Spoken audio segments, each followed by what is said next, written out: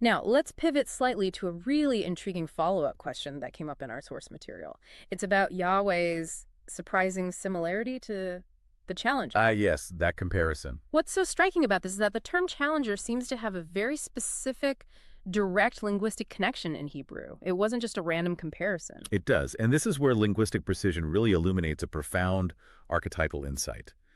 The initial question about Yahweh being the challenger isn't, a standard term for Yahweh directly in mainstream biblical scholarship. Right, it sounds a bit unusual.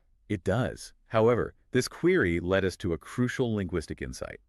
The Hebrew word shinan, spelled shintet-nin. Sheyan. Okay, that sounds familiar. It should. It's indeed directly translatable not just as adversary or accuser, but powerfully as opposer or precisely challenger. This connection opens up a fascinating avenue for archetypal comparison. So when we encounter Satan in the Old Testament, we're not necessarily talking about the devil figure that many people envision today, the horned, red, inherently evil entity. It's more of a role, a function. Exactly.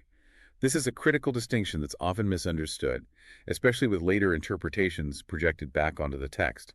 In the Old Testament, Shen isn't always a proper name for an inherently evil cosmic devil figure, as it later evolved into in some post-biblical traditions. So what is it then?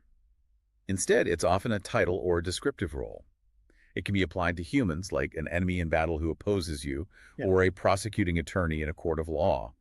Or, and this is key, it can refer to a heavenly being acting as a prosecutor, a tester, or an agent of adversity within God's divine court. Within God's court. So working for God, in a sense. In a functional sense, yes.